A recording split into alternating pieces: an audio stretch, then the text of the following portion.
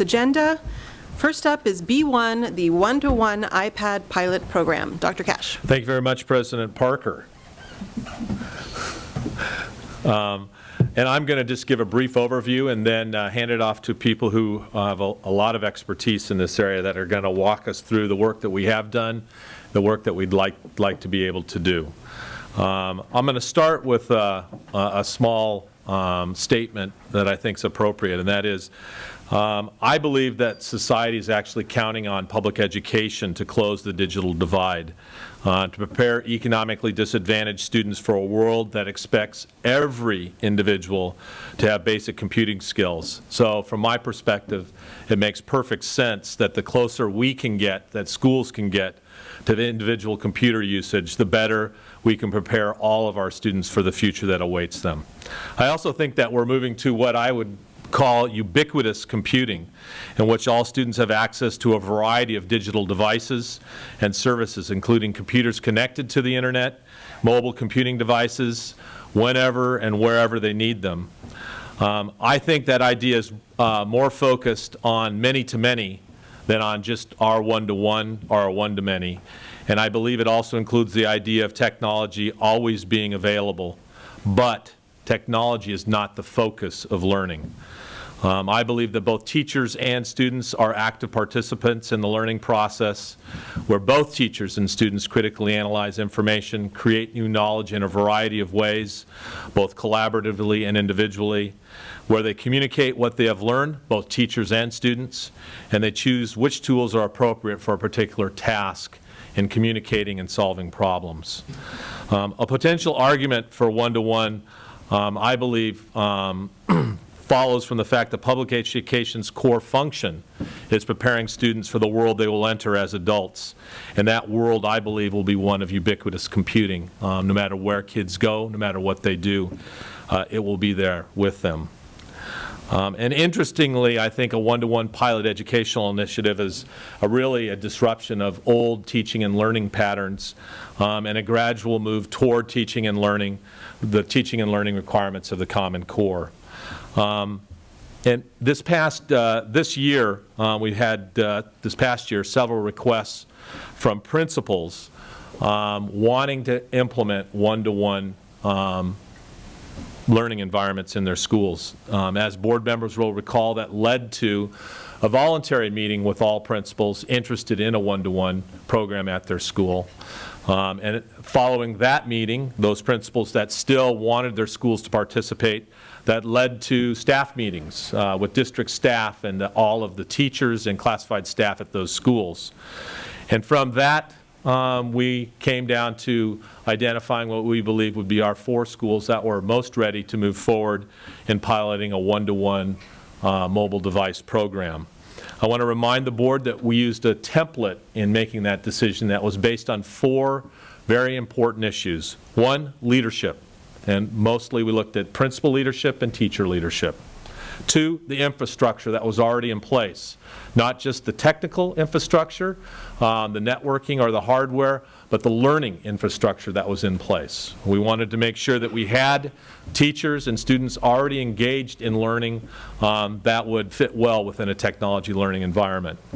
3, we looked at the teachers. How many of those teachers had already had personal use of the iPad and also had begun using it in their classroom with students. And finally, we looked at the community, which communities we felt were not necessarily poised, but would benefit the most from a one-to-one iPad deployment. And as you know, those 4 schools, Adams, Franklin, Washington, and La Cuesta Alta Vista, their principals are here today. And the decision was made that we would look at implementing the pilot program in grades 3 through 7 and in grade 9. We budgeted anywhere from $0 to $660,000, where the funds would come from the Common Core implementation funds, and our instructional model in this pilot would be one-to-one.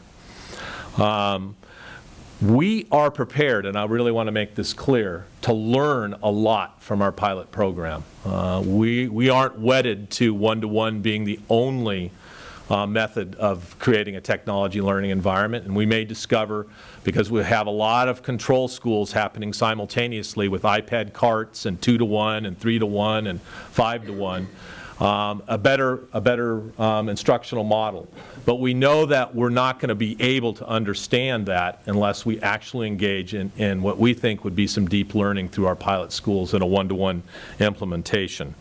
As the board is aware, in September 2013, I presented, because I knew that question would come forward, how it could possibly be rolled out over a period of time to every school so that we would have an equitable distribution of technology learning environments. And I won't repeat that.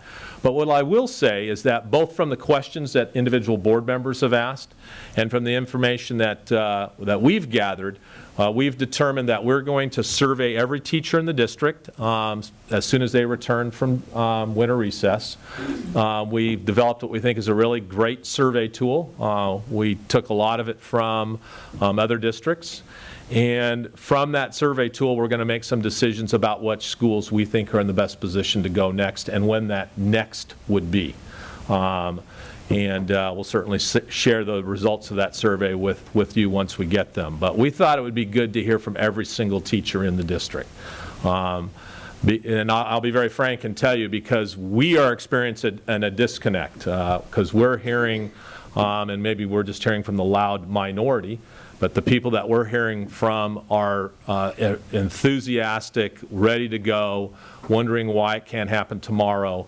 And so we want to measure our understanding of the reality of our schools versus what we're hearing other people say by asking each individual teacher a series of questions about their interest and their level of readiness.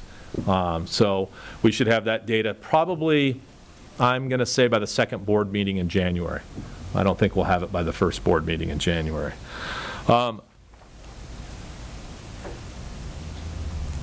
So with that, I'm going to turn it over to Todd Rickman.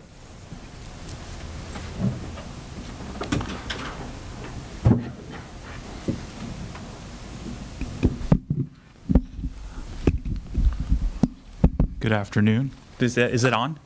Okay. It's nice seeing you all at the parade, by the way. Very good job. Almost got ran over by a Surrey. That was wonderful. I wanted to start today by talking a little bit about what's known as the SAMR model in order to kind of frame our discussion around technology and education. So we found this great little video called SAMR in 120 Seconds that I'd like to share with you. SAMR was developed by a gentleman by the name of Ruben R. Puentedura, and he's got an amazing website that I included a link to in the iTunes U course. He's been working on this for a long time. He has some amazing videos, and he goes and speaks all over the world. SAMR is now used, if you did a Google search of SAMR, you will find countless educators all over the country and the world using SAMR to guide their instruction. So let me bring this up for you.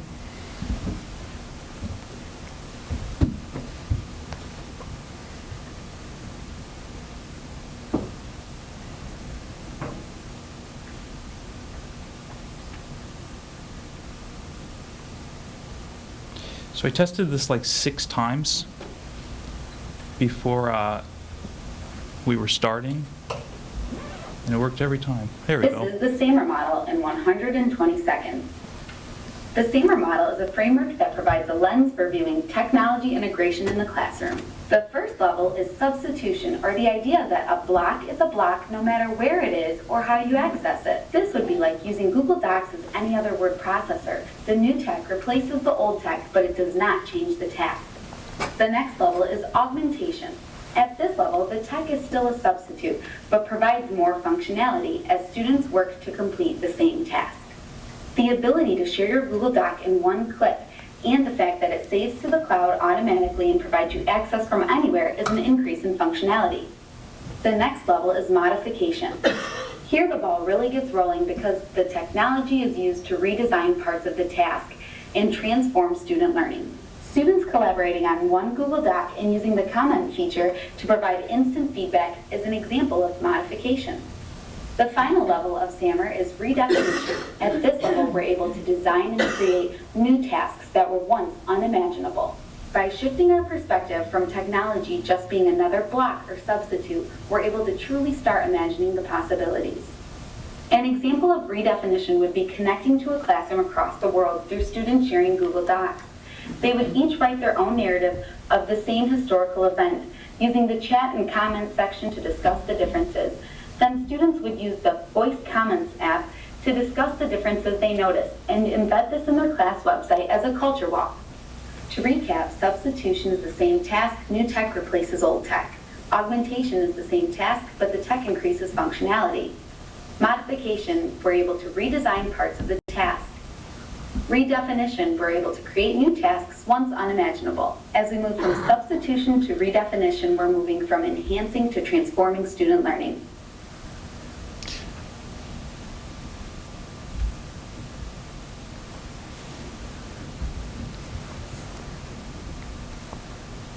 So we have a lot of teachers, and you're going to see examples of this later in the presentation, who are using tech above that blue line. That's the goal in the SAMR model, is as much as possible to get your instruction above the blue line in the SAMR model.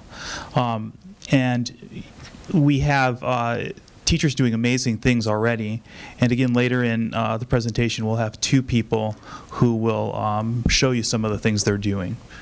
Let me bring up the next section.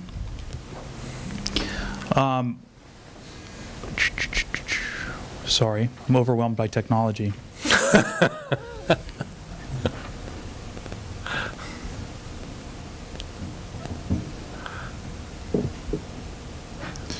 And my Apple TV is not cooperating.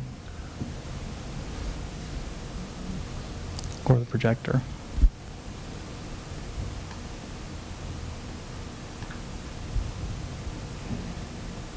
There we go. Okay.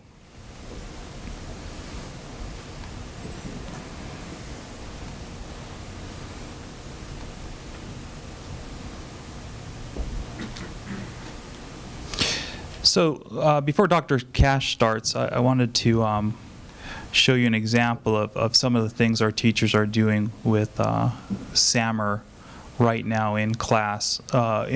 Just some ideas of some of the assignments that they're giving.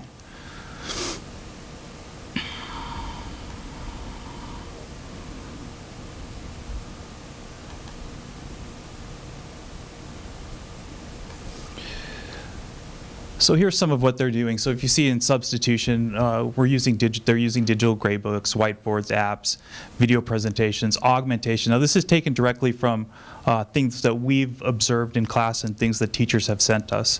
I want to really focus above the blue line because that's where a lot of work is being done.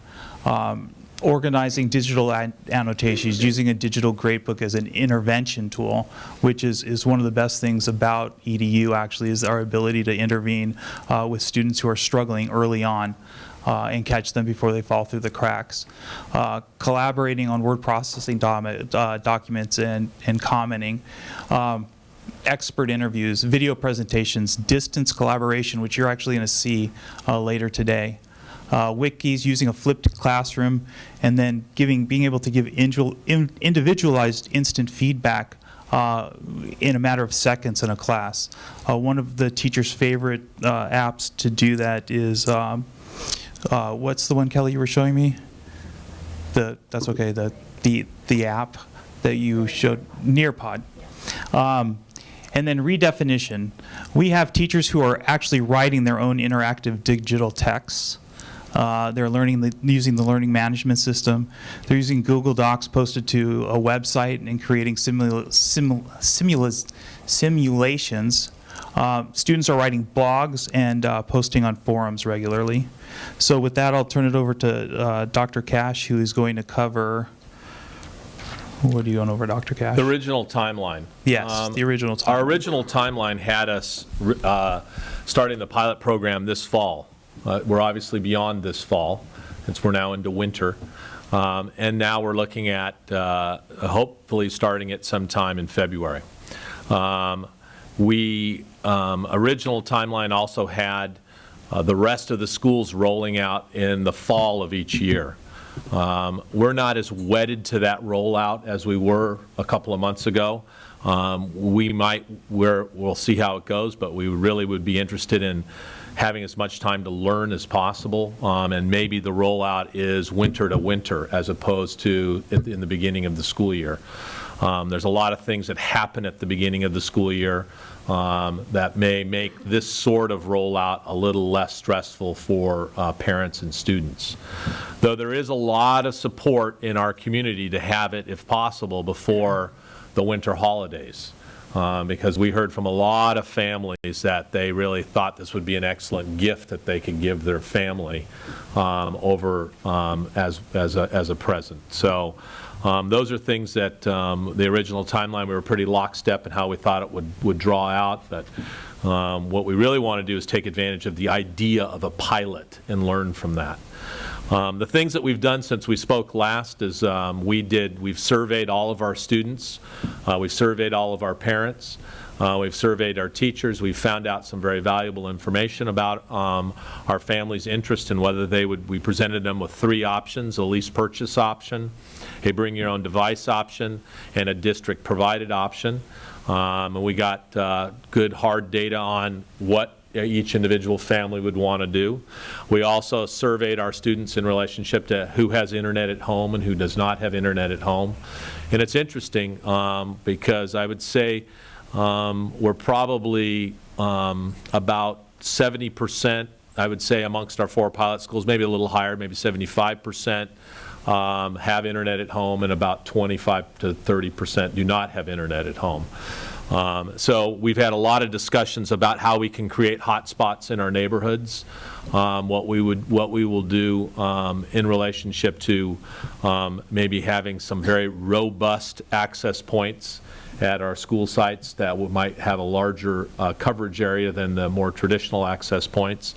And we've continued our conversation with the biggest internet service provider in our community, Cox Communications.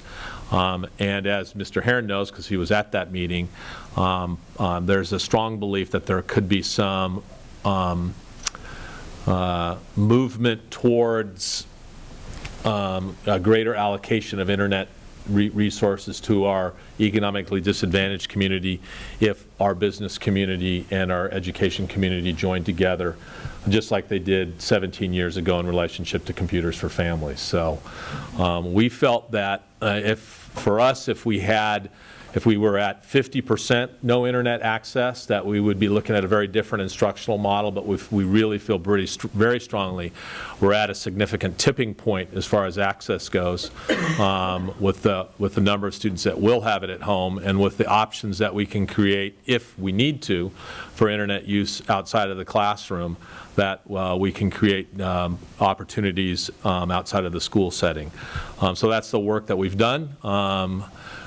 We've met probably, I'm looking at Casey, probably more times than they would want to meet to have these conversations.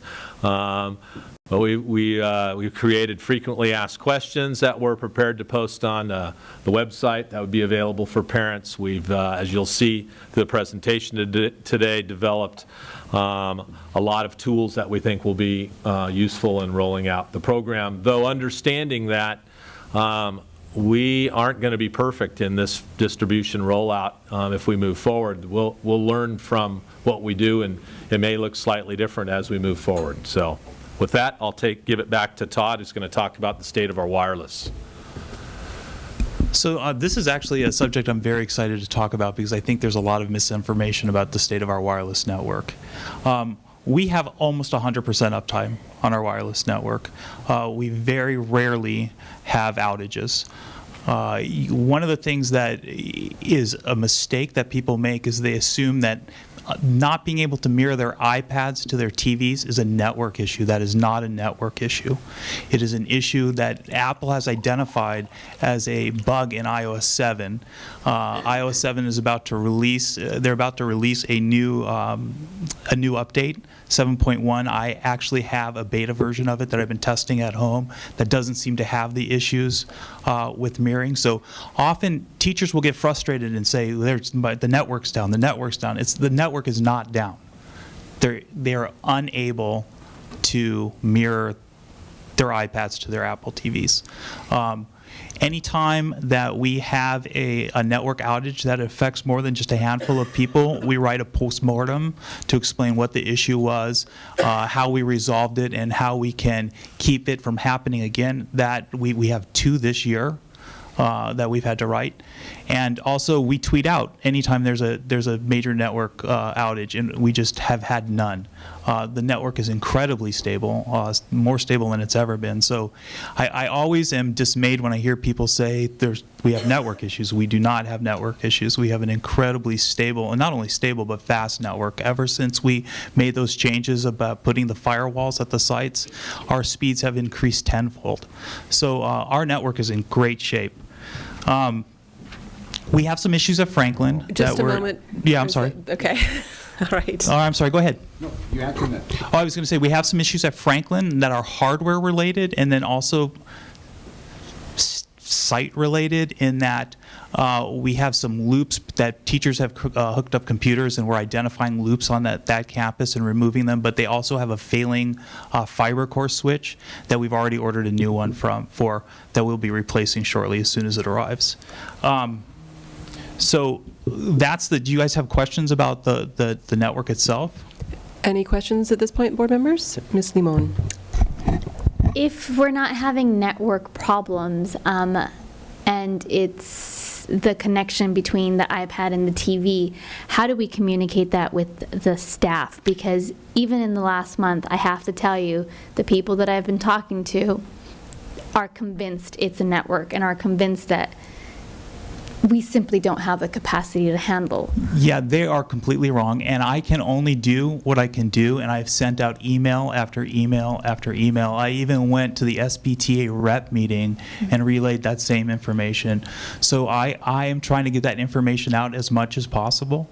It just comes from teachers being super excited about the technology and the using iPads in their classroom and frustrated when they plan a lesson and they want to mirror and they can't. And so to them, because of their terminology or lack of knowledge of the network infrastructure, they equate, hey, I can't, so it's a network issue, when it's not. If you ask them, when you can't mirror, can you go on the internet?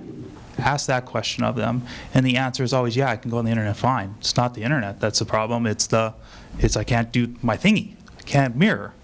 And that is not a network issue. If it was a network issue, they couldn't go on the internet, they couldn't take roll, they couldn't do all the things they do. We never get complaints about that. There is not a single ticket in our Zendesk queue about I can't get on the internet. It's all about mirroring issues. All right. So we're working to get that information out, and that's, and I've read, I get copied on all the emails that Todd sends, and we've had this conversation at a principals meeting, and it's on the agenda again Thursday at our principals meeting. But you know, one of the things I learned as a principal is that I can say it 1,700 times sometimes, and some people still don't hear what I say. And I'll have a follow-up question on this, Mr. Rickman. What percentage of time is this iOS 7 glitch happening? You'll probably see it today sometime. It's periodic, it's sporadic. There's no rhyme or reason, and all I can tell you is that Apple has identified an issue in iOS 7. All right. Using my laptop, it never cuts out, but using an iPad to mirror to an Apple TV, you have issues. Any other questions at this point? Ms. Idelson? This might be naive, but is there a way to hardwire the iPad to the TV without it going through the Apple aspect? Yeah, you can get an adapter. My opinion is it defeats the purpose. I mean, it's better than nothing. in the short term, it would fix it, but we're a couple weeks away from 7.1 being available, so. All right.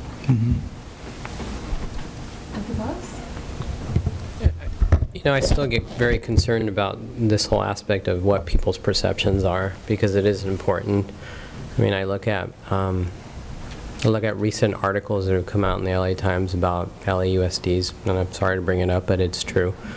A lot of what they put in there was about training, and a lot of it is perception. I'm sorry to say, I deal with it every day in my job. And when I saw that article, it reconfirmed everything I had done in my own research. And so when I hear, just as Monique is pointing out, and I continue to hear that from a lot of different sources, it's concerning for me. And it's concerning because I don't want to see us do this and fold our hands up and say, well, we said it a number of times. And with all due respect, you have to say it a million times before people understand. I say it every chance I get. Yeah. Anytime anyone asks, I say it. And I don't want to hear from staff, we said it enough times. I really don't. That's not appropriate. I don't for think me. I don't think I said that. No, I'm not saying you did. Okay. I'm just saying in the future, I don't want to hear it. I really don't. I think that's inappropriate. I think it's not respectful for those teachers who are in a position, who are not as capable as many teachers who are here are. And I think we need to be open. We need to be open to different levels. We need to be hearing what people are saying, and taking it to heart. Because, I've said it a million times, I'm the first one to love technology, but I'm the first one to tell you that I'm really concerned about the whole teacher training aspect and the perception that teachers have about what they're dealing with dealing with this. For many teachers, this is a scary thing to deal with. And that we have to make it so that it doesn't become a scary object, that it becomes something they can use. They look at it as a tool, and many tools that they can use, so that they can move forward with their teaching practice, with their curriculum, so that they can actually impact students, as you're saying, right? But I think I worry more about this aspect because it comes up, and it's come up a number of different times in a different way. And so I want to make sure that as we move forward, we are trying as hard as we possibly can, and we will do it until people are deaf in the ears of hearing it. That's what I really want to hear. Yeah, I haven't stopped saying it. I say it all the time. I've taught hundreds of technology courses to beginning teachers who don't know where the delete button is on a computer, so I'm well aware of what it takes to train teachers and to notify teachers and make teachers aware of what's going on. All I can do is continue to do that.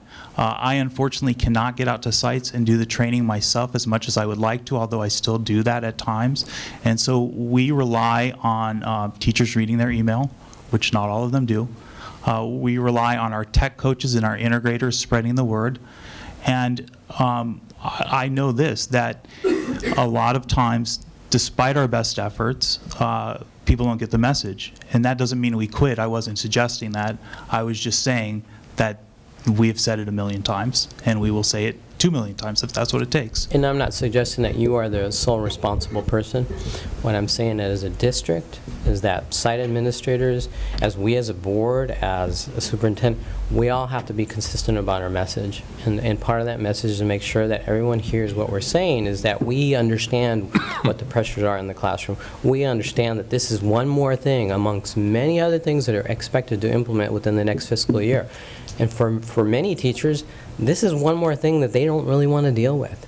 As much as I've heard how many teachers are enthusiastic about it, I probably would say a number of teachers are not enthusiastic about this. Well, I'm sure so I just want to make sure that they understand that we understand their perspective. I get it. All right, Ms. Limon?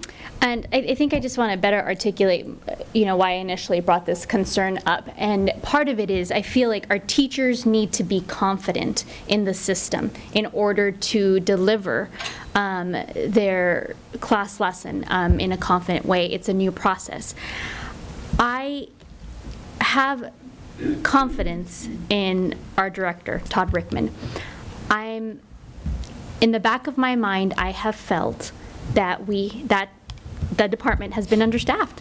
And I have to ask these questions. I mean, this is part of the bigger concern for me. This isn't just because what we say, what we don't say. It's what I think confidence equates to for a teacher. Confidence in a system, that they'll spend their time giving the lesson as opposed to playing and trying to figure out. I mean, I spent several hours yesterday playing with iOS 7, and Todd knows, and Craig knows, I mean, and board members know. So I was trying to figure it out, and I think that that's part of it. I really feel like I'm still asking questions like, do we as a district have the capacity to roll this out? 4 schools seems a little overwhelming right now, but we're thinking we're going to roll it out to all of our schools. And so I just want to be clear that these questions are coming from really multiple lens of what it's going to take for our district to be successful in rolling out. And, you know, I toss that out there. I'm not, and this is just my question or concern, but I'm not sure that the department is staffed in a way to deal with all of this, because we haven't rolled out, and we've heard a lot about technology in the last few months. So that's the connection that I'm making. Okay. So the things that need to be done at the pilot school still, we went around and did an assessment of what we would need to do to put an access point in each classroom, and I talked to the board about that previously, that we went, that we need to move towards a model where we have an access point in each room instead of the coverage model we currently have. And so at Adams will need an additional 5 access points installed. Franklin needs an additional 6. Washington an additional 6. La Cuesta needs an additional 3 access points installed. We need to install something called ClearPass, which we have. We just need to get it up and running. And ClearPass allows us to have people authenticate to the network, so that is still something that needs to be done. The plan for the remainder of the district is we would like to see an access point installed in each classroom, and at some point in time we'd like to we ordered and we are slowly replacing aging fiber core switches at 5 sites. One of the things that we looked at recently was this one-to-one technology readiness rubric that was put together by commonsense.org. I don't know if you guys have seen their website. They have a great website about one-to-one programs. And I went through and I evaluated, based on their rubric and criteria, where we stand as far as our network infrastructure. And so under network cabling, we are, at most of our schools, we're Cat 6, but we have some schools that are Cat 5e, some older schools that have some wiring that's Cat 5e, so I didn't want to say we were completely Cat 6.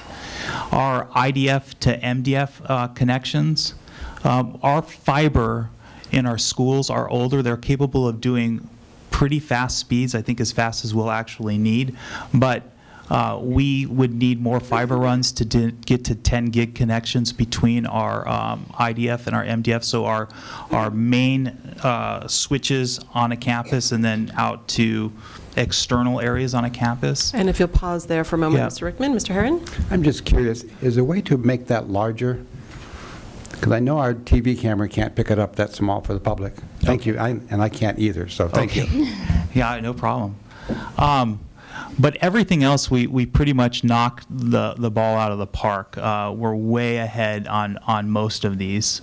So I'm going to roll through, but I wanted to talk about something that, one of the places we're not is something that Ms. Lamone talked about, and that is they suggest their staffing ratio for their staffing ratio for the tech department is 1 to 150, and we're not anywhere near that. The other place that we are, we haven't installed APs in every classroom yet, and so that's why we fall on the wireless access points, where we fall in the not recommended area. But everywhere else, we either meet the standard or crush the standard. One of the things I want to point out about the last one, they suggest that all printers have AirPrint capabilities. I actually think that's a silly way to go, my own personal belief about how we should handle printing. We are in the middle area right now, which I think is a better way to go. We haven't deployed print servers out to each school yet, but we have them. It's a matter of putting them in. So that is the network infrastructure. Okay, why we picked iPads. So as you know, as the board knows, because I think I did it with you, I could speak for well over an hour about this subject, but I boiled it down to just a few items, a few points that I wanted to make. The first is the iTunes ecosystem. One of the things you get with an iPad is you get the iTunes ecosystem, which again I've explained to the board. The main parts of it is you get the iTunes store, which has thousands and thousands and thousands of vetted high-quality apps for education. In fact, I would make the argument that, and I have made the argument, that if you're asking about the device, you're actually asking the wrong question. You should be looking at where the best educational software is, and by far, hands down, it's on the iTunes store, on the App Store. You get access to iBooks and iTunes U. Overall cost of ownership. I've argued this for a long time that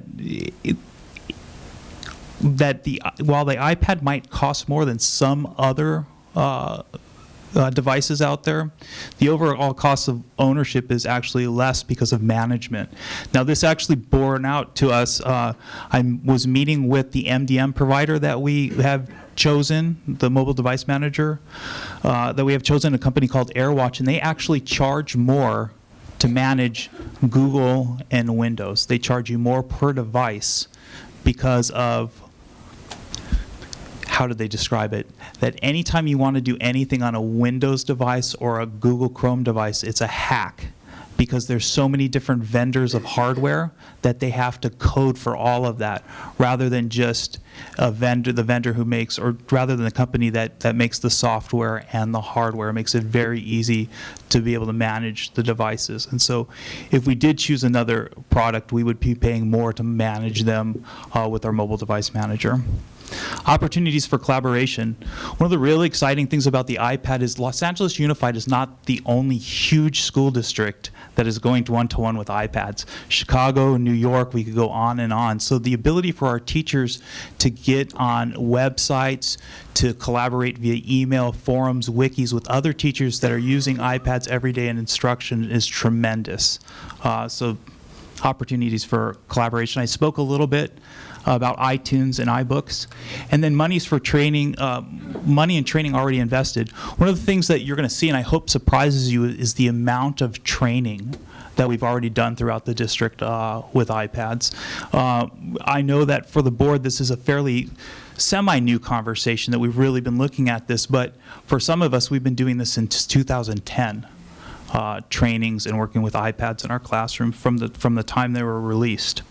So one of the things that I don't want to go into right now, I put it on there so you guys could look at some point in time, is some Common Core textbooks that were written by teachers that are in the iTunes store available to download for free. So when you get an opportunity, you might want to take a look at those. Questions for me on that topic at all? Okay. All right, new acceptable use policy. So one of the things that we found is that our old acceptable use policy is woefully out of date. This is the acceptable use policy that all students will sign before they're allowed on our network. So one of the things that I wanted to do is I wanted to change the acceptable use policy that wasn't just a bunch of you won't do this, you won't do that, you won't do that, to more of an example of what good behavior is and what we expect from our students.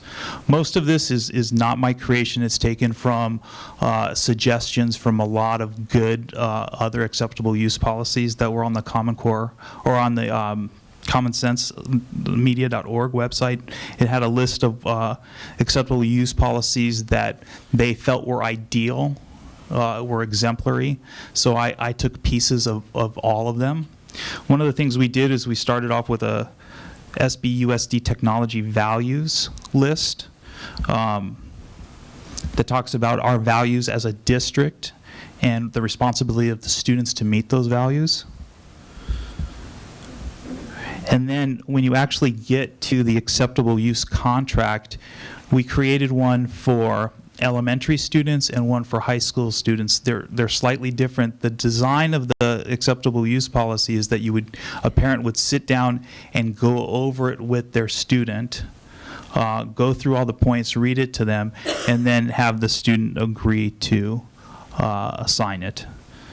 So it talks about everything from network etiquette to appropriate language to internet safety.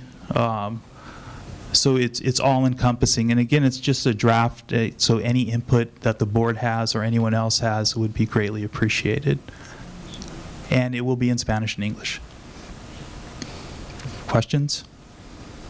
No, but I thank you for your comment about getting input, so we can provide that to you at a different time. Yeah, absolutely. Okay.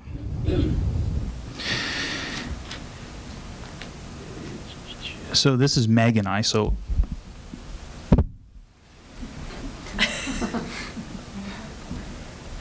Does it work? it works. So we were, one of the questions the board had was, what happens if these devices break? And how are we going to handle it? Well, one of the advantages that Apple has is they have this incredible program called Apple Care Plus, which they've written actually a special deal for us. You're anticipating. Yeah. Nice job, Mr. Rickman. They've created a special deal for us where Apple Care Plus is generally a 2-year commitment, but they're expanding it to 3. And I wanted to show you what it includes.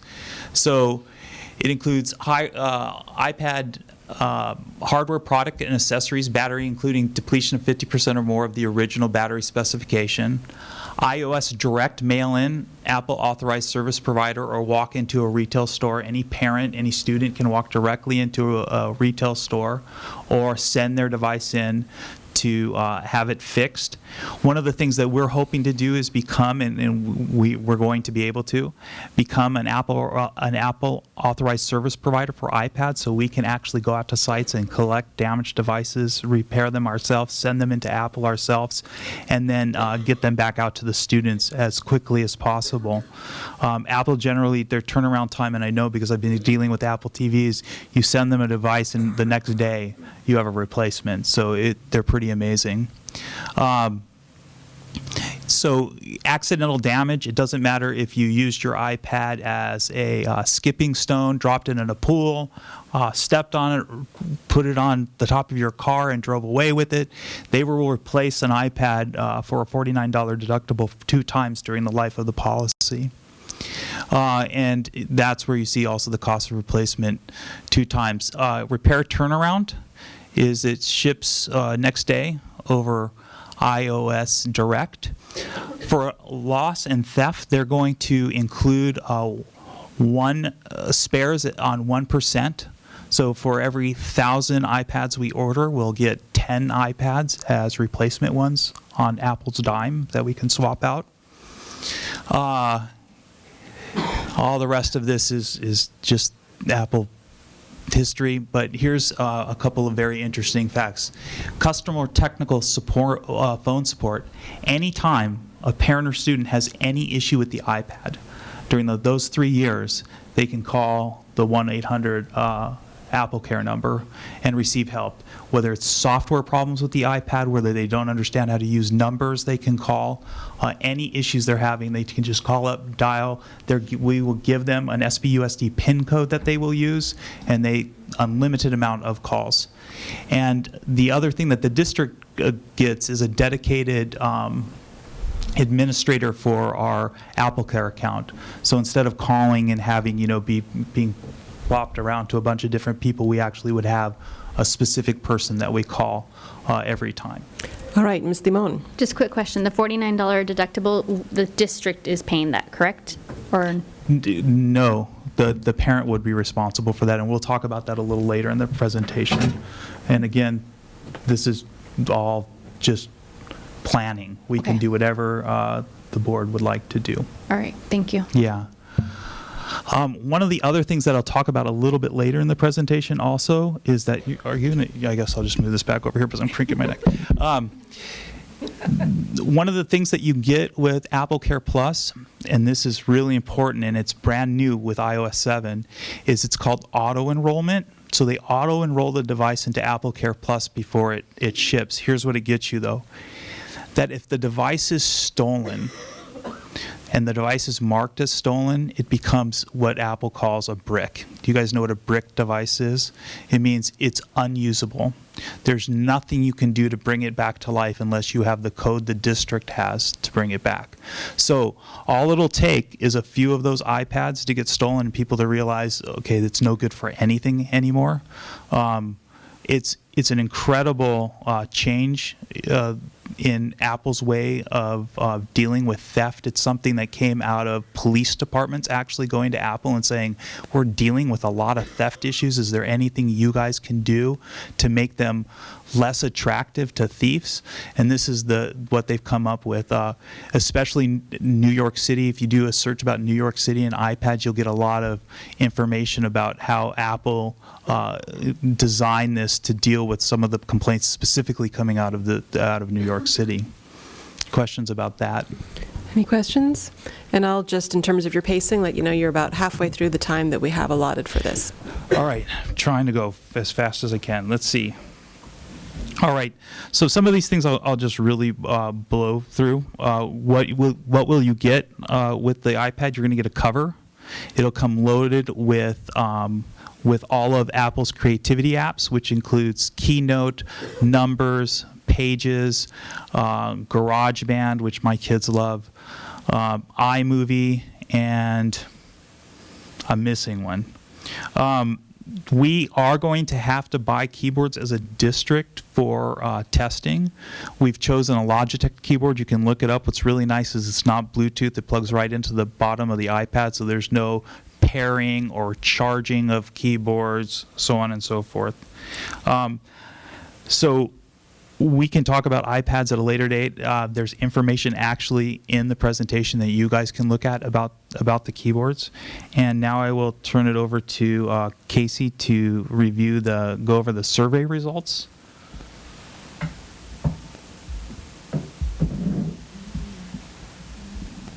Ms. Idelson? Todd, Yeah. Mr. Rickman, both Pedro and I aren't getting into the one-to-one email.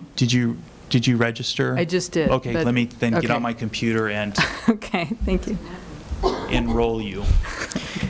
It's a mirroring issue, right?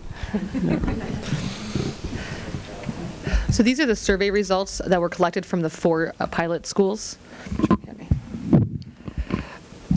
And I can just, we've all did a similar process.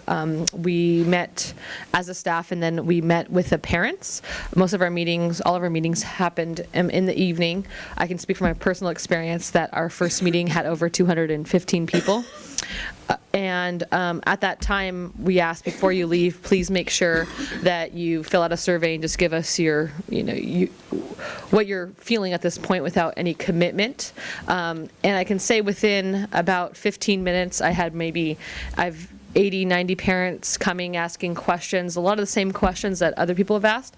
But it was very interesting to see how interested they were in the program.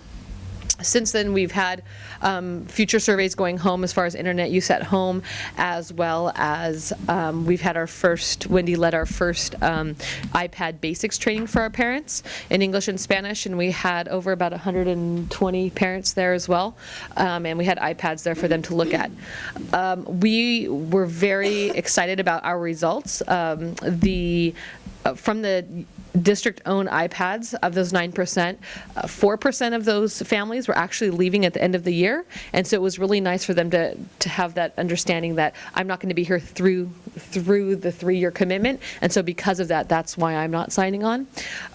Through our meeting, it became very apparent for us as our school site feeding into Santa Barbara Junior, with a lot of the feeder schools, our school, along with Cleveland, having higher level of socioeconomic disadvantaged students, yet still high numbers of kids in the honors program, that their parents really felt like this was a way for them to up to par as far as technology use. So they were very excited about it. As you can see, we have high numbers, and we've all done a lot in making sure that we can maintain this program. And just from speaking to a lot of the parents who weren't able to come to the meeting, I still get phone calls regularly of, when is it coming? What do I need to do? Have I missed anything? So their commitment to it and their interest is very high. And we were, as far as the internet at home, we were actually surprised that we had 65% of our families say that they have internet at home. We didn't think it was that high. And from that 65 number, we were actually able to get another about 15 to 20% this month. Cox had a special up to December 31st. So we were able to sign on some of those families for the $9.95 special that Cox is doing through the end of the month. So since this, they've gone up a little bit, as well as we're excited about the library and Franklin being the center of most of our locations, being around having enough Wi-Fi access. If you'll pause for a moment, Mr. Herron. An update, the Cox program is extended for another year. Sounds December great. of 2014. So for the free lunch students. And that's something that we need to do more of, to implement it back to school nights and things like that, to get it all done in one shot. Any other questions? Mr. Herron? I'll just comment, I don't understand it. I don't understand the relationship between Franklin and Adams and Washington. I don't know that I want to get into it any further, but I just have to understand the dynamics of why lease versus take a free one. There's something there that I don't grasp, and I don't know if it's an educated response or not, but I just don't understand that. Well, and this is something that we commented on at the last meeting, the socioeconomic issue where it is, the district's program, lease program, is a great deal in terms of, because it has such a low interest rate that if you would otherwise not be able to afford it, possibly, if you were paying exorbitant credit card rates or some of the other kinds of lease-to-own technology programs out there that charge 15, 20, 25% and more. Mr. Rickman, is it, I want to say it's 2 or 3%? What is? It's to the district. It's actually to everybody 1.7%. 1.7%. And so it's, if you want to own an iPad, this is a fantastic route for doing it. So it's just a question of, if you already own an iPad, it doesn't make any sense to do it this way. Of course, you would use the, you would probably want to use the district-owned one, which you see at Washington. And if you don't and you want to own one, then the opposite would be true. And I see that Ms. Hubbard wants to chime in on that. I do. I want to say I think there's two issues going on at Washington, and this is from feedback from parents. One is, a lot of families at Washington already own a device, and so they're saying, why would I put out money to own another device, but that device may not fit the specs needed for a remote management system. So they're saying, hey, I've got an iPad at home, but it's an iPad 3. We don't want to put out the money to buy another one. However, I will say that after Wendy came and did her parent training at Washington, not only did I have several parents come up to me and say, I changed my mind on that survey I marked that I want to use the districts, but now I want to buy it. I actually had another parent say, she was trying to get, can we get it for my son that's in a private school? How about my son that's not at a pilot school? And they wanted to get, they wanted to get more than what was available for their own student at Washington. Can I follow up on that and ask, is that because the Air, the latest version of the iPad, could do so much more than maybe the older version that they had? Is that what was running through their minds? Or? I think when we did the survey, I had a poorly attended, I did 3 meetings actually, all 3 meetings were poorly attended where I was going to explain the program and what you got, and so they just went off the survey.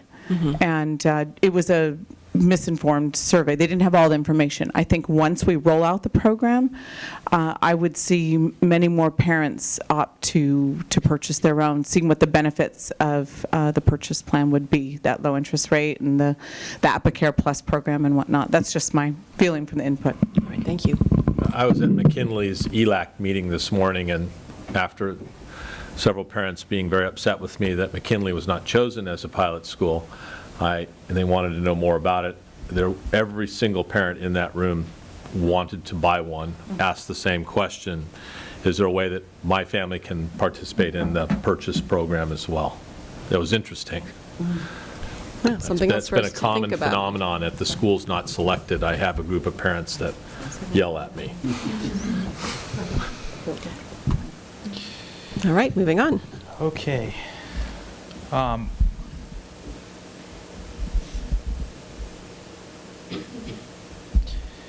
So again, because we have a lot of great presenters, I want to get through things, but I don't want to spend a lot of time on things that maybe the board can look at. So I wrote an acceptable. I didn't write. A group of us, the one-to-one committee, went through and wrote an iPad, designed an iPad use contract. It's still in draft form. We still need some work on it, but it goes through so it's separate from the acceptable use policy. The acceptable use policy is for all of our students, not just our students that will be using iPads. The iPad use contract is specifically for students who will be issued iPads, and what they're responsible for. And one of the things we did, because we're going to offer 3 different options as far as lease to own, just school issued or personally owned, we tried to break it up into personally owned, district purchase, customization, all iPads, so people know exactly which part of this they fall into. So the one thing that I would direct the board's attention to that has come up as a question is the damage or loss of equipment. In this draft, we said that all iPads are covered by AppleCare Plus for 3 years. So if you read down, it talks about students must immediately report any damage or loss of an iPad or loss on an iPad breakage form, which they must turn into the office. If an iPad is stolen, lost, or damaged by neglect or abuse, is the family's financial responsibility to replace the iPad at a price of approximately $500. Now, again, this is a draft, and this was taken from what a lot of school districts are doing. They're saying in their documentation that the family's financially responsible for the replacing the iPad. Whether they're following through on that, I don't know, but that's what they're putting in their documentation. So that's a discussion that we can still have. So it goes through care of the iPad, general care, don't use it for an extended time, and then it asks for the parents' and students' signature. Questions? This contract was reviewed by legal counsel as well. Mr. Herron? That $500, is that after the 3rd time that they report it stolen? Because isn't the first time it's stolen, first 2 times, AppleCare covers it? No, AppleCare does not cover theft or loss. It only damage. So if they lose it, if it gets stolen, it's on them. What's interesting, talking to the AppleCare people, that in Chicago, where they're doing a major rollout, they have not had very many issues with theft at all because of the device is useless to anyone because it's bricked when it gets stolen. Ms. Edelson? Why would we say an approximate 500 and not a definite amount? It's a draft. We were just, I don't know. I have issues personally with charging them the full amount, but it's something that we have to discuss as a group. And it's consistent with what we're currently doing with musical instruments and textbooks. So it's a very standard deal. I mean, I don't know if we would prorate it based on the number of years. I don't know. Ms. Parker? Ms. Limon? What do we do with music instruments? Do we prorate that, or do we just say here's... It's a replacement cost. It's a replacement cost? Yeah. Okay. Do you do you know the range off the top of your head? I about do. What's the range? Because I knew I'd be asked that question. The least Well expensive. prepared, Dr. Cash. The least expensive musical instrument is $106 for replacement. The most expensive is close to $2,000. And do we know how often this happens? I mean, I don't get the sense Very from- rarely. Okay, yeah. All right. And I think one of the interesting things is we will have some ambassadors, as I like to call them, where people will test, if I steal this, yeah, will it be really a brick or bricked or whatever the word is. And so I'm confident that we will have somebody that will attempt to do that. And the reason I call them ambassadors is because once that happens, the word will spread like wildfire. Well, it doesn't matter. Yeah, we can take them, but we can't get any money for them. We can't use them ourselves. Okay, I'm going to turn it over to Fran, who's going to talk about the student-owned process. Ms. Idelson? I just had one question Yeah. about the brick idea. Yes, yeah. So once if it were recovered, it could be brought back to the school district and And brought back to life, so to Okay. speak. Yes. Unbricked. unbricked. Yes, I think that's the technical term. All right. Sorry, Ms. Wagenknecht, we're interrupting again, Mr. Herron. What do we do if a family says, I don't want an iPad, I don't want that responsibility? We don't allow them to say, I don't want that textbook, it's $150. You know, I don't want the responsibility of my student bringing home a textbook that costs $150, or 3 textbooks that each cost $150. So I don't think they would have the option to say, I don't want the iPad. Something for us to think about on that one, for sure. Because we will have parents that absolutely reject the concept. So that is something that we'll have to think about. Absolutely. Okay, let's go to Which one? the online one. The online one? All right. I want to be aware of our time also, because I do know we have the teachers here to present. I want to make sure you all have a firm understanding of how the process with Xerox is going to work. Xerox is going to be our middleman, for lack of a better word, in terms of handling the payment processing. So, and we were not able to get this on iTunes U, correct? Right. For some odd reason, this particular piece won't go up onto iTunes U, or you can't see it on the iPad. So we'll make sure we send you the link via email. But basically, if you can go to the page with the schematic on it, there we go. And you may, I don't know if you've seen this before, but this is basically what Xerox's Invest for Learning does is serve as this conduit for having the payments taken care of. And so if you look at step 3, once we have our Invest for Learning account for each of the schools, and the school uploads the information into the system, then we move on to the parent and student piece. And we'll promote this to the parents. Step 6, the parents sign up for the program. I'm going to show you in a moment just exactly what that looks like. Once the students have the equipment, then Xerox takes the payments from the parents, and we'll look at that in a minute, how that plays out, and then they send us the money. That's the down and dirty of how it works. If we go to, Todd, if you can go to basically, let's go to the credit card debit. Right, so there are 3 ways that Xerox is willing to take payment. We have pretty firmly decided, but again, are open to your input on this. We feel that taking checks is not something we probably want to do. As a pilot, we think that looking at the credit card, debit card route, or having cash payments made at the schools is a better way to go, especially with the availability of preloaded Visa cards and that sort of thing. Families don't need to use checks.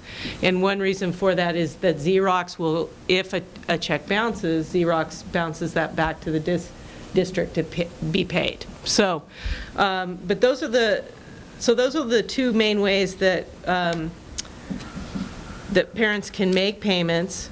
And if you go to the silver and gold, we have two options for I want you all to. Yeah, we made an executive decision looking at the cost, trying to get $120 to just go with the silver. just so Okay. you know. Should I go back to that? Yeah, let's go back to that, just so they can see it. There is no back button. It's the oddest You little can piece of own- presentation. Yeah, it's awful. It's Xerox. Wait, Xerox is good, right? That's Yeah, why we're Xerox going is- with them. No, it's Yes. not us. I'm Oh, trying to okay. say. Okay. Okay.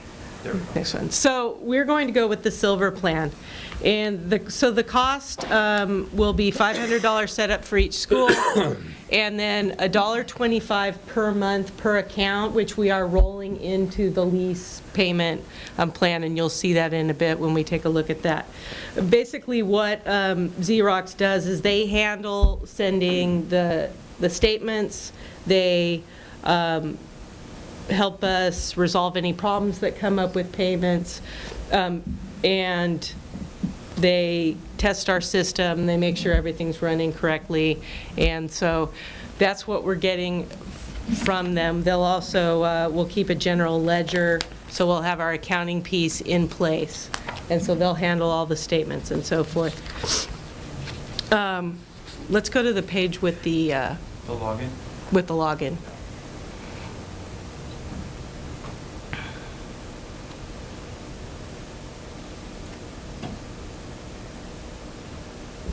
And you have this in the iTunes U course. So each month, the parents, after they get their reminder that their payment is due from Xerox, they simply go into this page, put in their username and their password. It takes them there, and they make their payment. If the family does not have access to the internet or prefers, they'll be able to come into the school, to the front office, and each of the schools will have a system for taking payment. So one way that we're going to take payment is either through nice American cash, or if you've seen these, we can use a card swiper with an iPad. And so we will have the card swiper.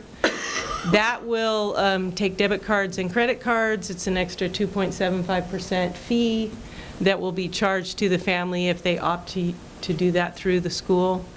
But that can, and then our person in the front office will just go onto the Xerox login page and make the payment for the family. So it'll all be handled there.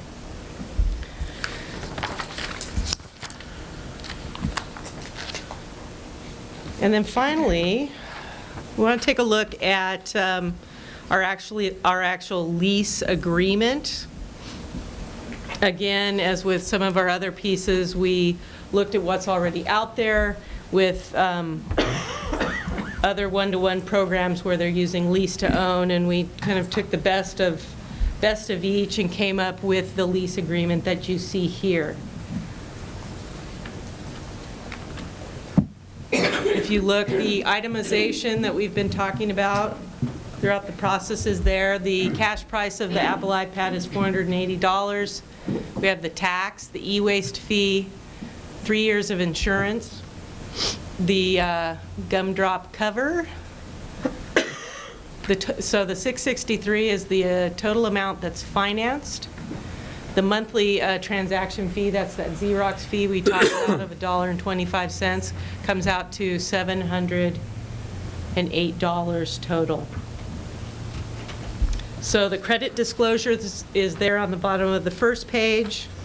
And then you can see we go along and give the family, again, beyond the authorized use, maintenance and repairs, risk of loss or theft, et cetera, how the lease is terminated.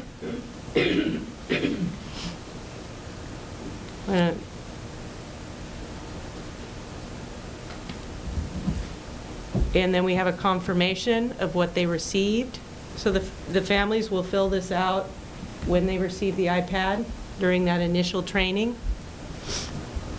They'll choose a payment plan. They can either buy it outright.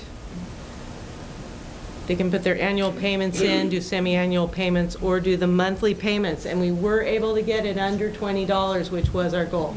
$19.67. We really wanted families to be able to come in with a $20 bill and make their payment if that worked best for them. So again, this is just our draft. We are open to your feedback for sure on that, and would like input.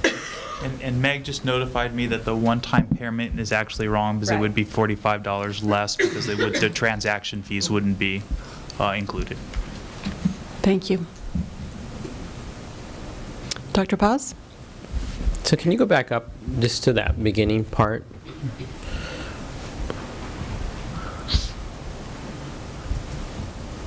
So at the end of the day, so a family would be paying $708 for leasing it over that period of time, or for purchasing it and paying payments, excuse me. My question is, okay, so that's the cost of purchasing that item. I would like to know, you know, when we're talking about transaction, are we putting all those fees back onto the families? Are we taking on some of those costs? What would be the additional cost beyond just the purchase? You mean as far as the district's concerned? Well, we will pick up the MDM, and we pick up the financing charge, basically. We don't charge interest on this. And I just did a quick calculation that if anybody went in and tried to buy this same situation with 3 years of AppleCare, a case, and an iPad, the e-waste, the taxes, they'd actually be paying more, because we get discounts on this because we buy in volume. For example, the 3-year of AppleCare is $129 to the normal everyday Joe, whereas we're getting it for $99. As you can see, the 480, it's $499 in the Apple Store, so we're getting a discount. And the case is supposed to be almost $69.95, so we get it for $42. So. And AppleCare, if you buy it in the store, is only 2 years, not 3 years. So they're getting an extra year of AppleCare also. Dr. Paz? My question is not so much as, you know, the cost for the family, because I think it is a good deal for lots of different reasons. I'm just kind of looking at it as a comparison of like, okay, what is the family paying? What are we paying? What would that look like, the total cost of the district as we go forward? And, you know, thinking about it in terms of how this would roll out beyond 4 pilot schools on a yearly basis, so that we have a sense, at least me, have a sense as we go forward how this looks like. Well, right now, I would say that the district, we actually are the leasors. So it's basically, it's a wash for us. But however, we do pick up the MD&A. Sorry, that's an audit term, MDM. So we're doing all the infrastructure to keep it running, and all the TVs and the Apple TVs and all. Mr. Herron? I guess a corollary question. How much of those fees would the person receiving a district computer pay? They will have to pay all of those fees but the transaction fee. No, they won't pay any. They won't pay anything. So we're giving them $708. Yeah. So we're taking $708 from the district, but we're not taking a penny to any of the others. No, that's not correct. The district-provided iPads don't belong to the student. I'm just talking dollars. We're giving $708 to. Well, it'd be the same thing as a musical instrument. You could use the same argument that we're giving to those students who don't bring their own musical instrument. We're giving them a $2,200 tuba. It would be the same sort of concept. Okay, thank you. And I do want to note that what you see here is for the 3 elementary schools. We have a different payment structure for the LaQuesta students because they will not hopefully be in the district for 3 years.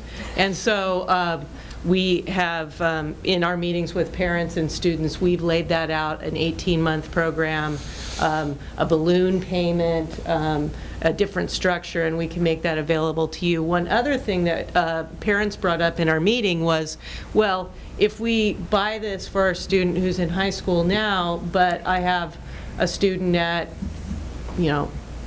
Franklin, can it be passed on to another family member? And we feel like that's something that we could make accommodations for as long as the family is still within the district. We would just transfer it to another student. So. Okay. Ms. Idelson? Just a quick question. On the transaction fee, was that for Xerox, or is that, like, if the family brought in cash, is that a transaction fee for the credit card? That's for anything with Xerox. That's the fee that the school has to pay to Xerox, and so that does get passed on to the family. Okay, so whether it's cash or a credit card, no difference? Regardless of the method of payment. And I will note at this point that it's 4:15, and I know that we want to get to everything, but just keep that in mind. So we have until 35. Technically. I suspect that board members would want you to run at least a little bit over because I know you've got some great things on here. Okay, so I'm going to completely skip the mobile device management piece because I think we've talked about it a lot, theft, breakage, and loss. And I'm going to turn it over to the principals and the tech coaches, and we can start with the tech coaches. I'll pass it off to Kelly Choi, and any other tech coaches that are in the room can come up to talk about history of iPads and professional development in the Santa Barbara Unified School District. So, Kelly. So I'm at DP, and that's where Todd originally was teaching, and so he was one of the first to go out and get iPads when they came out in April, and it was so infectious that there were a lot of us at DP who picked up the iPads right away. Impressively, he immediately got the PTSA to do the subsidy program out at our school, and of course since then there's other schools that have been doing that, but what it did was it allowed teachers to get the iPad in their hands immediately. It was brilliant on the part that we were having the technology in the teachers' hands first before the students so that we could dispel some of the fear and anxiety we have over all the new technology. There's a really nice outline up here for you, so I won't really detail it all, but I just think that it was important for you to see that it's been a long time that there's been iPads in a lot of teachers' hands already, and the professional development has become it's really developed organically, which is nice. It just started based on need and excitement, and I have this iPad, I have no idea what to do with it, and so many of the first trainings were just iPad 101. How do you turn it on? How do you swipe? How do you turn it off? And then as people got more excited about it and started finding apps, everyone just started sharing with each other. So the training was a little sporadic in the beginning, but the district put together a really nice organization for us where there are 6 tech coaches in the district now. They oversee integrators at all the sites, and the integrators' time is intentionally meant for them to do just that, integrate the iPad into their curriculum. And as they get excited about things, they can post those things, or they can offer workshops to other teachers. I know at DP, Gina Pierce and I offer trainings monthly and on demand when people ask, but we offer it during their prep time so that they can just use their school day time. They don't have to come after school for training. That's been really successful, and what we found is last year we had a huge attendance. This year we have less and less because people are reaching out to each other more and more. So what you see up here basically is just a list of the different kinds of trainings we've been doing. We've then reached out to our other sites in the district, so we've reached out to our junior highs and elementary schools. Just yesterday I had a meeting with our integrators that I work with, and we did it all by video conference, so they all were in their own classrooms or their home, and we all were able to discuss the SAMR model online, and it was really kind of exciting, to tell you the truth. We had a lot of fun with it. I see Craig came up to talk too, so do you have something to share?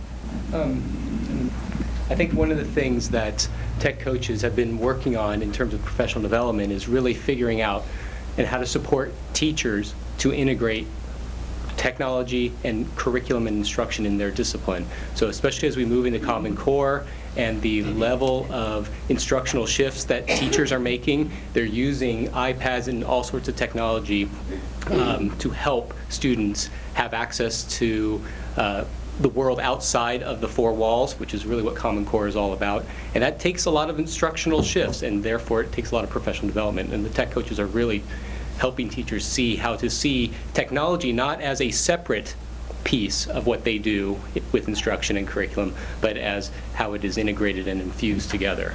So as we transition to Common Core, that is a huge vision tech coaches have and teachers are getting as we work with them. I'd like to point out that we're spending twice as much money on professional learning than we are on the hardware itself.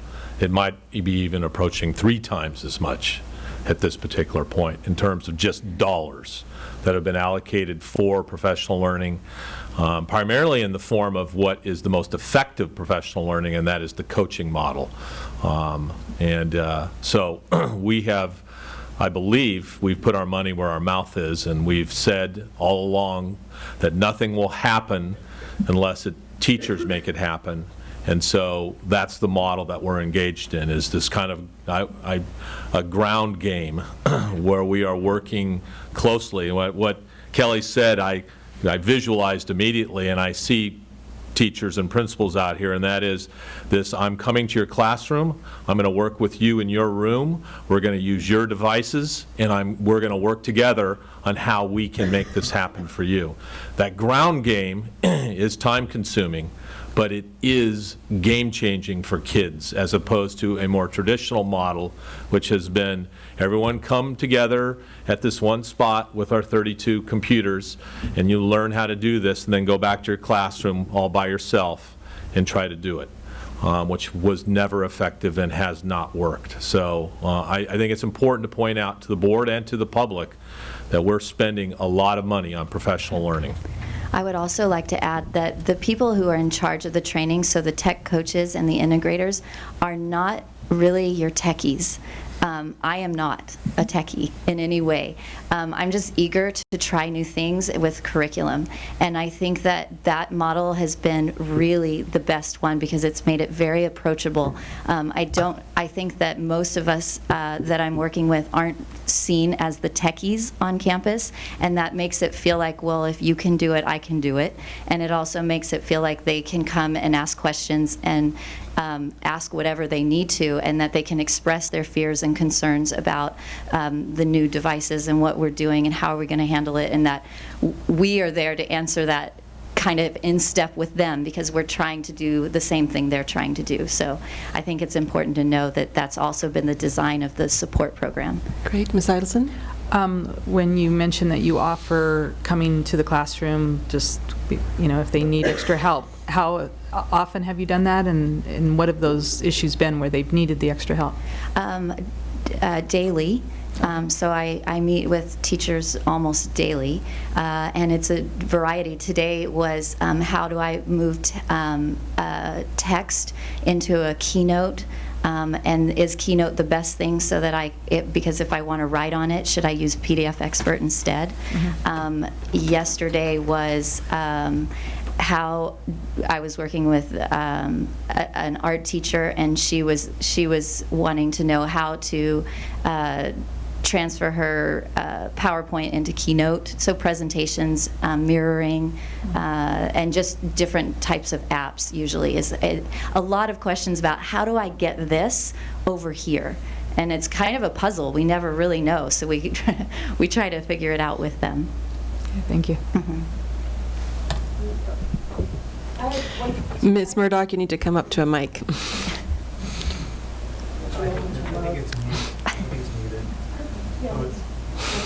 Perfect.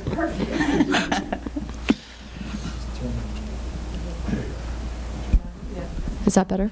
So for me, what Kelly and Craig have said is perfect, but it's also, we became a unified school district in the last couple years, and I have never worked with so many teachers at so many campuses on so much.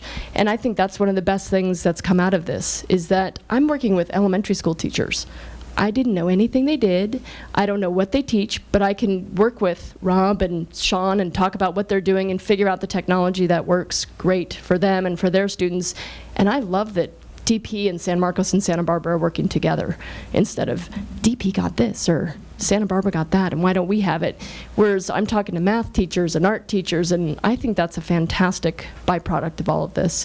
And it's also, in addition to us going into classrooms or running workshops, that it's organic. I hear teachers all over campus saying, well, now did you try this app? Or I did this today and it was really cool and the kids liked it and I liked it. And I guess it's organic. It's not official training that's taking place, but it's training that's taking place, if that makes sense.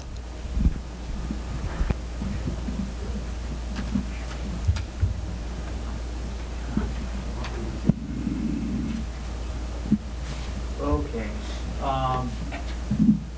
Where are we? iPad acquisition through Professional learning for parents. professional learning. for parents. Need to hear from Wendy and Amy.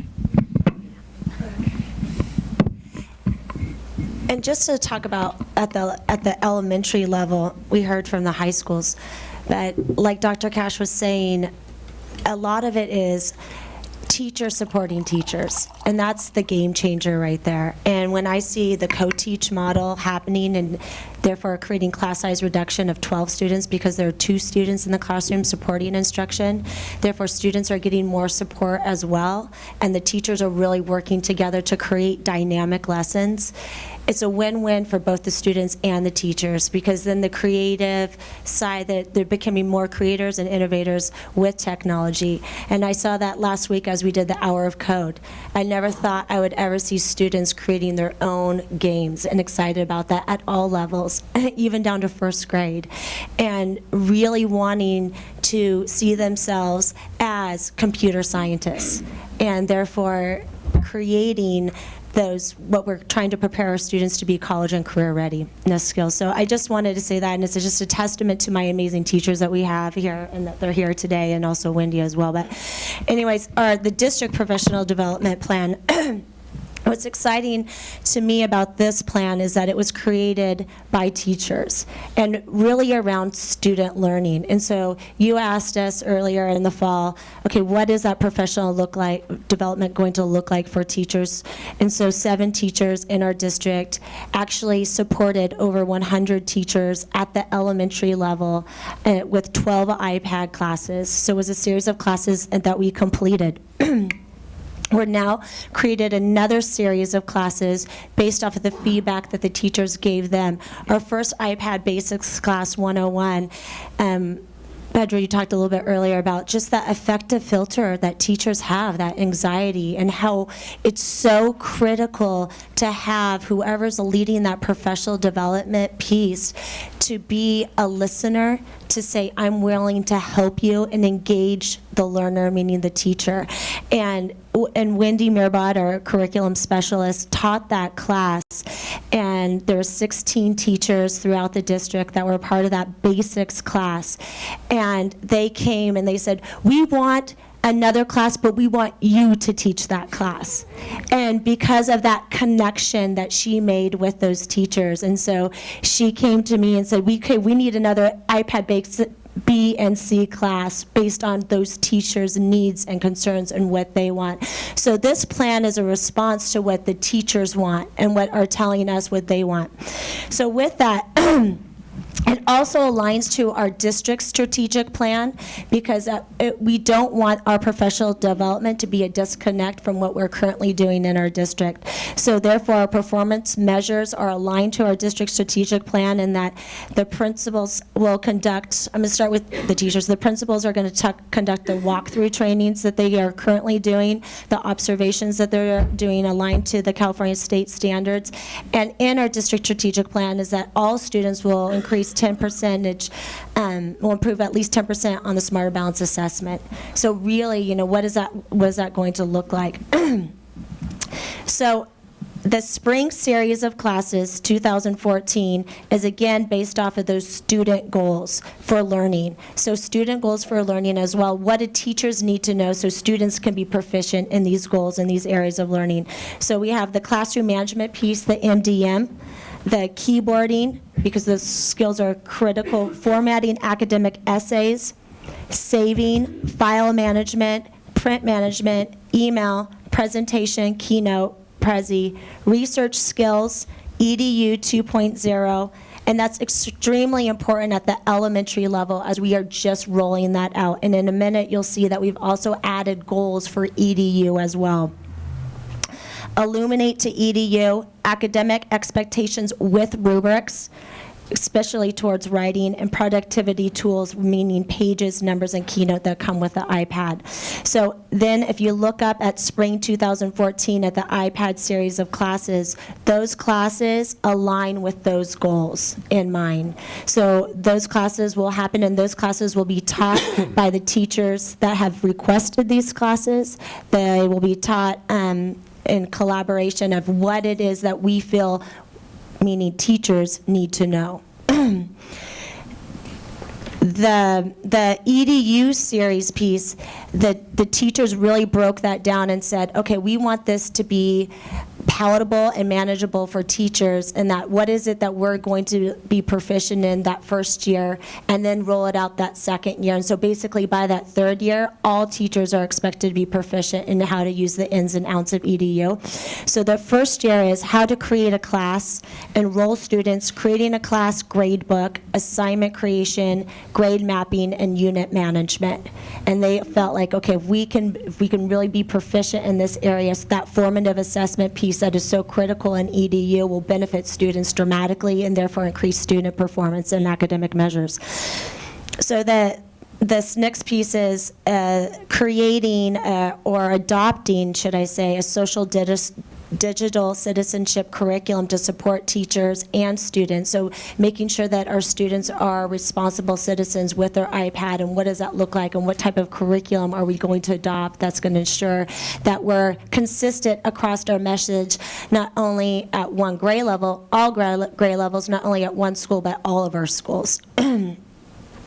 As well as the teachers will seek outside professional development opportunities to support innovative ideas. I think it's also really important to look outside the district as well. And so I know Rob's going, I'm sending him to Las Vegas next month, and to a professional development training, and to come back with some innovative ideas as well. And then also for those teachers to be those, I mean, that's where we got the idea to bring in the 3D printing, you know, is being looking outside.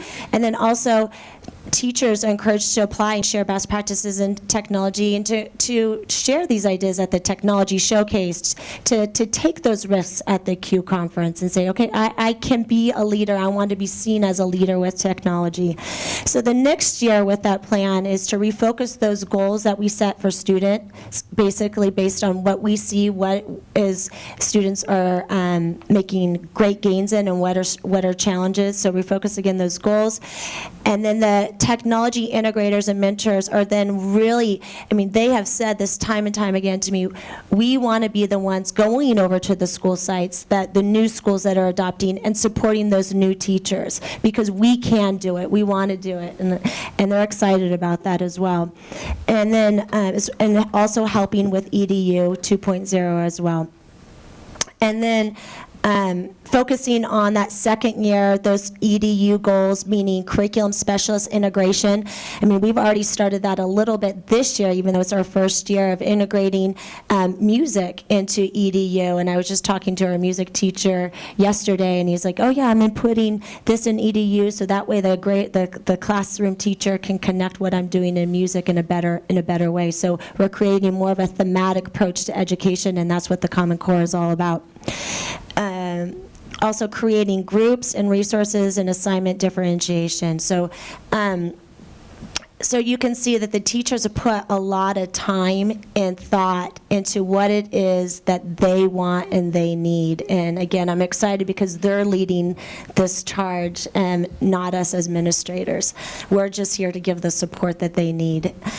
And Any questions on the teacher piece? There's also a parent component as well that aligns with any that. questions at this point? And I'll note that it's 4:35, but with the board's permission, we'll give this another 15 or 20 minutes so that we can get all the material that we need at this point. Okay, I'll briefly walk through the parent component. And going back to the performance measures, creating a template to be used to evaluate the effectiveness of the iPads training, so therefore we're getting feedback from parents. Was this informative? Was this helpful for you as well? So we started with, Wendy did a professional development iPad basics training to close to 200 parents this month, and at all 4 school sites, La Cuesta, Adams, Washington, and Franklin. And then we're setting up another series of classes to really work on in winter and spring as well to support parents. What is also and then also the technology integrators. And then also bringing the principals as well in that following year is at our, we have monthly principals coffees, we have ELAC, we have site council. What is it that where we can support parents as well with giving them the professional development and trainings? And then creating an after-school genius bar, so therefore connecting schools together, especially the high school students where they have to have so many volunteer hours at also school sites, especially at the elementary level. Hey, every Tuesday and Thursday you can come to Franklin Elementary School from 5:30 to 7:30, and there'll be some San Marcos High School students there, Santa Barbara High School students there that can support parents and students with technology needs as well. I just interrupt for a moment because it doesn't call out here, but I presume that parent training is in Spanish and in English? Yes.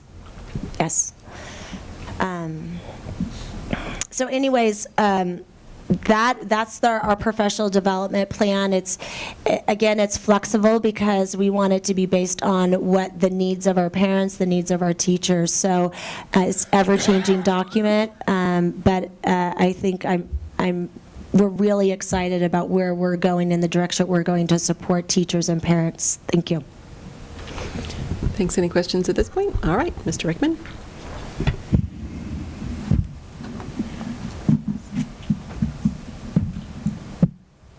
Okay. Todd, I have a... Okay. Let's see.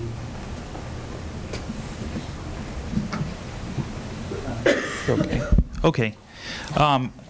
So iPad trainings for parents, we went through professional development.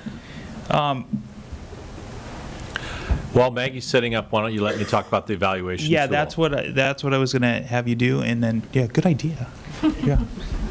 One for the day. All right, call it a day. The evaluation tool that we're looking at, we're very fortunate because we have a cohort of doctoral students in our district who need action research projects in order to complete their classes successfully. And one such project is the development of an evaluation tool that can be replicated across the nation for one-to-one. I just want to tell you what the main chunks of that evaluation tool will consist of. Obviously, achievement data.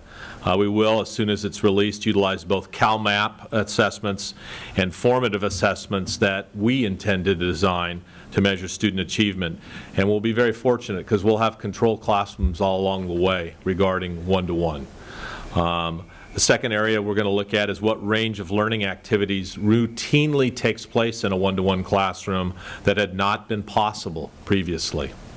We're going to look at what alternative activities and forms of assessment of learning have changed. And that got touched on a little bit. I think one of the most important changes is how learning gets assessed when every student has a mobile device, how quickly that can be done, and then what happens next. The next area is a one-to-one. In a one-to-one environment, is there an increase in student motivation, interest, and engagement? The next is there more collaboration between students? Is there more collaboration between students and teachers? What do students say about the quality of teaching since deployment of the iPads? Elements to consider would be rigor, relevance, authenticity, project-based, interdisciplinary. And finally, have parents become more engaged with the school and their child's learning as a result of a 24/7 approach in the use of one-to-one? So those are the main topics that we would look at that one of our fine doctoral students will create a nice survey instrument for us to engage our schools with around those topics. Great. Mr. Rickman or Ms. Mason? I'll introduce Maggie Mason. So Maggie was a colleague of mine for 15 years, and well, I guess 16 years now. Sorry to age myself and you. She's not a techie, and I don't think she'll be offended by me saying that. And the reason she's here is because I have heard repeatedly from multiple people about this incredible thing she did with her class and iPads. And I was like, Maggie, seriously? Maggie Mason. And they're like, it's one of the best things I've ever seen. So I thought, I don't know what it is. I'm excited to see it, and I thought the board might be interested as well. You don't know what it is? I looked at it a little bit, but I don't quite. Like Todd said, I'm not, I mean, I never. And Ms. Mason, you do need a mic. I'm one of the teachers who's always so overwhelmed with work that I just could never, ever stop to look into this. And so I was so grateful to have the opportunity to have a little window of time that was open to me so that I could start exploring things and be creative. And what I did, I've done several things, but this is one of my favorite things. I was walking with a friend of mine who happens to be a celebrated and award-winning novelist, and she writes young adult fiction. Her name is Valerie Hobbs, and we were talking about her latest book that she's in progress. It's a work in progress, and she was talking about how she was thinking about changing the point of view of the book from third person to first person. And I said, hey, we're just about ready to study point of view in my 9th grade class. Would you be willing to send us, because she told me she was going to rewrite it, would you be willing to send us both versions and we could look at them? And she said, sure, I could send those to you, and I'd actually love to have their feedback because that's her target audience. So she sent me the 2 versions, and I created a Google Doc with them, and I went to EDU and put it up a link for my 9th graders. I got an iPad cart, and they all signed on to it so they could go and look at the 2 versions and compare them side by side. And armed with what they knew about point of view that we'd learned in class and the direction I gave them, they evaluated it and they wrote feedback to her in the form of a Google Doc that, this is my students working on the iPads. They each had an iPad, and they were each reading both versions and talking about it. And I gave them questions to answer. And these questions were on a Google Doc that I put up on the big screen, and so they could all see simultaneously. They were working on it simultaneously, so they could each see what the other students in the class were writing and the kinds of comments that they were, and feedback they were giving back, so that we weren't redundant. So, and they knew that all this feedback was for the author. So the author, after we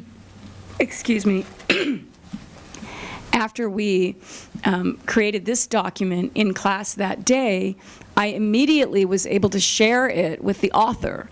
And so I sent her the link to the Google Doc, and she read their comments, and this happened within a matter of 2 days. So she read their comments, and she made her decision based on what they said, and she actually changed her novel because of what my students, the feedback that they had given her. And the next, I don't think it was the next day, but this all happened on a Friday, and then on a Monday, I opened class by telling them that they were going to be able to meet the author. And, oh, actually, here's all the Common Core, standards that we met. So we actually FaceTimed the author, and they created questions for the author, and so they were able to meet her and talk about the novel with her and talk about her life and her career as an author the very next day. And so I'm not sure if this is a movie, but it might be. All right, who's next? Allison. I just want to show you a little bit. Hi, I'm Allison. Hi, Allison. Okay. The story that you're writing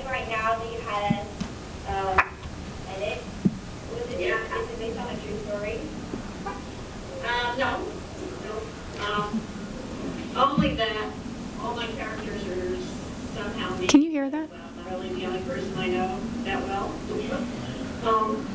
And I grew up pretty poor. And Okay. So she says she grew up poor and that the character in her novel is a homeless high school student. And so she talked about that. She talked about various other choices that she'd made. And they were equipped to ask her this because then they had seen her work. And they were very excited to see a work in progress. And now they want to buy the book because they were a part of it, and it was thrilling to them to actually be able to meet the author. And I think that for me, it's been a real journey because I could never have conceived of doing anything like this even 2 years ago. But I think the most important part of this lesson, I don't think I could have done this lesson in this way without the use of technology. And we wouldn't have had the immediacy. And I would have had to, to get an author to come out and talk to your class in person is almost, it happens, but it's rare. But she was able to give 10 minutes out of her day to, virtually come into my classroom. And I'm thinking, wow, we can do this with lawyers. We can do it with bankers. We can do lots of things through iPads and Google Docs and FaceTime. Wow. It's like the whole community is going to be available to us once I figure out how to, I have some friends who are lawyers, and so when we start reading To Kill a Mockingbird, I'm going to bring them in. And my students said, this morning I told them I was coming here, and they said that they loved it because it was hands-on, it was realistic. They weren't just marking the text, but they had a purpose and an audience, and they were doing something that had more meaning than just looking at an article that was faceless and anonymous, and it had a real-world application. And they were evaluating, and they were analyzing, and they were applying their learned concept in a new way, and it was exciting for them. And that was just one of the things that I've done. I've done some other things too. I've added sound effects had students use iPads to add sound effects to short stories. And I've had students create vocabulary decks using something called Haiku Deck, which is a new app that we're using. And it makes vocabulary visible to them, but I can foresee lots of other use with this sort of, it's a very simplified version of Keynote or PowerPoint that the students just intuitively get. And I can see so many applications for that. But it is a pain to have to go and get the iPad cart, if it's available, and wheel it over to the classroom, sign out all the iPads, make sure they're all working, this, that, and the other thing, and then bring the cart back. And then if we want to follow up and the cart's already signed up for the next day, that's too bad. So it would be wonderful to be able to have the iPad in the classroom. Another use that I could easily see it filling is that my AP students, we write and write and write. And often we start writing something in the classroom that they finish at home because I'm instructing them on how to do stylistic analysis. So we do lots of modeling in the classroom, they start writing in the classroom, they go home, and then they come back to me the next day with a piece of paper. It would be ideal, lots of times if they do an assignment at home, they'll post it on EDU, and it's way more efficient for me to grade because I can use rubrics on EDU and get their grades to them immediately. With iPads, they could just upload it from the iPad, take it home, finish it, upload it to EDU. It makes the whole process just so much more workable. And there are many, many other things that I could talk about, but I'm really in favor of having iPads in the classroom because of my short experience this year as being a tech integrator, and it's been really successful for me. So thank you. Thank you. Good job in Sacramento, by the way. Thank you. I heard it was a great race, a really good time. I sprained my ankle before the marathon. Sorry. I met your mother. Met my mom. Does anybody have any questions for me? No. Thank you, Maggie. That was wonderful. So we also have Chris Gallagher. She's a 4th grade teacher at Adams Elementary School. And what's unique about Chris is that, it's a funny story, I gave her, she was new to our school in January, and I gave her an iPad, and she said, oh my goodness, I don't know what to do with this. My daughter has one of these, and I have no idea how to use this. And so it's been great to see Chris grow as a teacher to where now she's not only proficient with the iPad, she's now supporting and teaching iPad classes to support other teachers in our district, not only at our school, but in our district. And so she's going to talk a little bit about how she utilizes iPads in her classroom, and she currently has 11 iPads in her 4th grade classroom. So I use the iPads various ways, but the thing that I want to... I want to check, I'm not sure your mic is on, so. You can take that apart and hold it up to your mouth. Just pull it out. Well, I will do that. Yeah, you can pick it up. Woo! No injuries. So what I really love doing is I want to engage my students on how to write and read. And so for the 4th grade, starting in the 4th grade with the Common Core, students are expected to read 50% nonfiction. That can be intimidating. I don't know how many students you know who are in the 4th grade like to pick up a newspaper. So I want to get them engaged. The one app that I love and they absolutely love is called Newsomatic. And I found that out through Wendy Mirbot, our computer specialist. We use it almost every day. It's basically it's a daily newspaper periodical that is written for children. What we do is I mirror it on my Apple TV, and I have it right here if we're actually able to. Here we go. Here, play it. Oh, actually, it might switch on the Newsomatic. It's ITS. Okay. Okay, so let me switch back to my lesson that we did this morning. It's online. Okay. You got it right here? Okay. One thing that we are really working on. Although that one's not. This one's frozen. Is it yours, Wendy? Yeah, it's mine. Okay. One thing that we are working on in 4th grade is basically how to write a solid paragraph. So I want a topic sentence, I want details, and I want a conclusion. And it can be a little dry with the grammar. I will agree with that. So I really want to engage the kids. I want to give them something really interesting that they write about, and I want them to be able to write their own topic sentence when I give them a prompt. So how I used it today was, we went ahead and we read a few of these articles. I always tell the kids I'm going to pick articles that I know they're never going to read.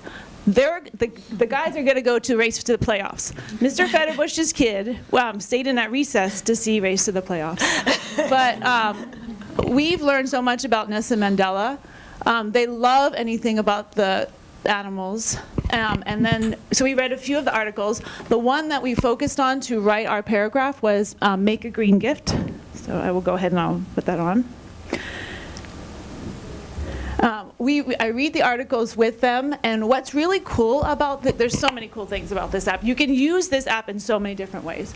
So when we read the articles, and I have about 60% ELs, I want to make sure that they're understanding the vocabularies. So if they, maybe they won't know what compost is, I can touch it, and just pops right up there.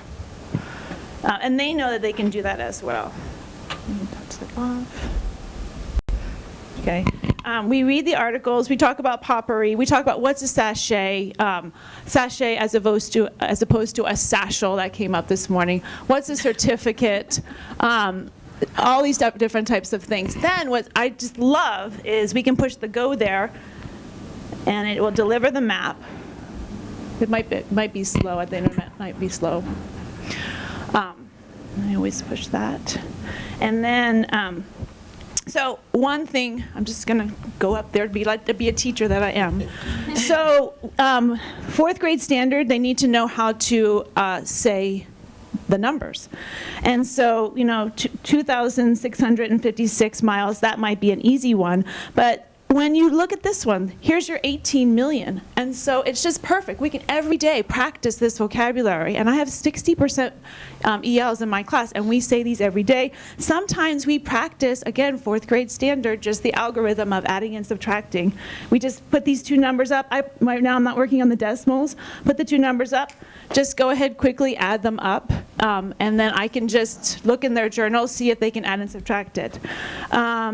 Then we talk about, here's the map right here. I mean, I'm seeing this every week when I'm reading The Week. I don't know if you read The Week. I love that magazine. I'm trying to get my students really engaged in reading about news every day. And if you ever read The Week, there's the magazine has a map like this. That's an adult level magazine. But they're getting exposed to geography. We can talk about, where, which ocean is next to us on the East Coast, which one's on the other side.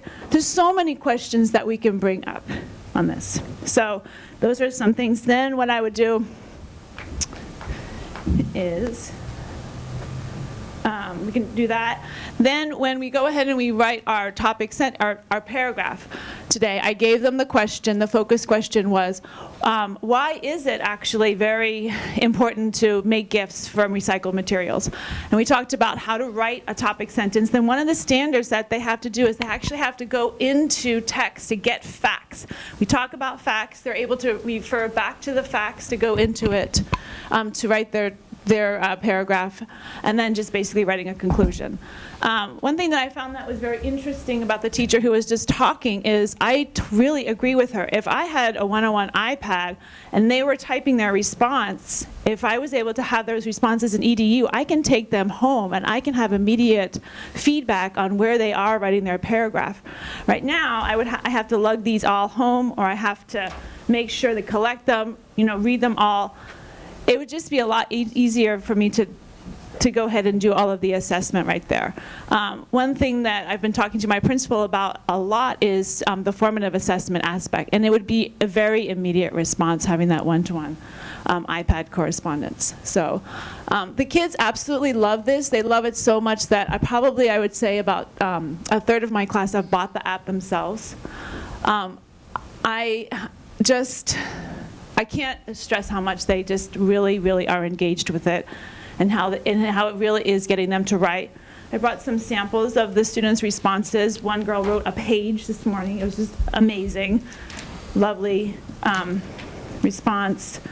They, I just see them as going on to be able to read more and more for news. The other app that I really like, do you have Padlet on yours, the Padlet Lite or Padlet? Okay, the other one that I use, if you want to switch it off to one, I'll just tell them about it. I do ELD as well, and so sometimes I have them brainstorm before they write, and so I have this one app that I use called Padlet. And on this one, what we did, so this is exactly what we did. We just went to the field trip to La Purisma. This was front loading, and we did some front loading for our ELD. So before they even wrote, we just threw out all the different things that we saw. So we saw animals and bulls and just different ways. And again, I'm just getting the kids engaged so that they can start writing. I would agree. I can't stress how much that kids really like these and how they're really engaged with them. I do not use them as a toy at all in my class. I use them as an educational device so that I can get them engaged, get them really into the writing. Was not really into technology 2 years ago at all. I really had never touched an iPad, but I like. And here you are. Nice job, Ms. Gallagher. Anybody have any questions? Well, I'm wondering if you have a few minutes, because we'll be transitioning to the next item, but if you have a few minutes to linger, you could bring your notebooks up and we'll browse through them as we're transitioning. Sure. Board members, Dr. Paz? I just have a general question. We've seen a number of apps today, so I'm just kind of wondering if anyone's thought of doing a repository, a list, a description, something along those lines where anyone in the school district can say, hey, for this grade you should use blah blah blah. That's one of the things I was talking about, opportunities for collaborations. First of all, there's great websites out there that teachers go to, and apps are organized by not only grade level but subject area. The other thing that's very exciting is our MDM provider has a built-in catalog where we can actually do the same thing. We can create a catalog of apps and organize it however we want, and it gives instant access to the teachers from a little, it installs a web app on the iPad that they could just click and then look at the catalog and who's using what. So, yeah. Yeah, because you know, and websites are great, but you don't get the sort of sense, oh, someone at Adams is using this. Right.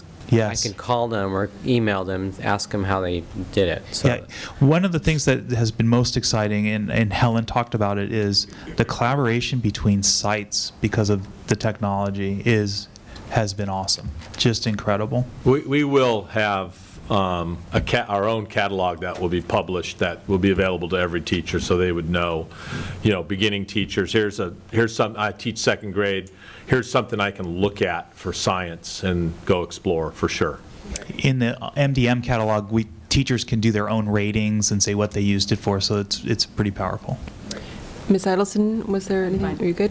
Okay, any other questions? Ms. Limon? I just want to add, I now have 3 new apps on my iPad. I managed to make a popple, which I didn't know what it was. These are very user-friendly. Thank you. And Mr. Herron? Did you get the Newsomatic? I got the Newsomatic, the popple, and the haiku deck. So I was like, can we use haiku for GRE words? Oh. Yeah. I totally forgot one thing, and it's kind of really fun. I'm saying, not good. Back with the mic, sorry. Yesterday, I was on the phone with the owner and the developer of Newsomatic. Wendy gave him my name, and he just called he wanted feedback on how I'm using it in the classroom. How did I think it might prepare the kids for Smarter Balance? I definitely think it's preparing the kids for Smarter Balance. They're writing it over extended period of times, and they actually are doing what I think they're going to be doing on the Smarter Balance assessment. He just was tickled pink that we use it so much. He loved the feedback. He loved the fact that the kids were using it so much. And then he told me about 2 really cool developments that are going to be happening. He's going to be updating the app so that it actually reads to students, not in a computer voice, but in an actual, like, really cool person voice. So if you've ever had like a person read to you like books on tape, that's what it's going to be like. And then the other app that he talked about, because I told him how I eventually wanted to, if we get the one-to-one iPad, that he's developing an interface so that it actually can do the one-to-one interaction. I'm not sure what that looks like. I'm not really concerned at that time. I'll dive into it when it happens. But I just thought it was really neat to actually talk to an app developer and maybe be part of the development. So that's my also real world. Mr. I'll Herron. just say in response to that, it's not if you're going to get the iPad, you're going to get the iPads. You know, okay. Good. And so my follow-up question, Dr. Cash, is now that we have the surveys and, you know, the budget was 0 to 600 and some thousand, I presume now we will get a new budget based Yes, upon the the survey? goal at this particular point is to bring forward at the next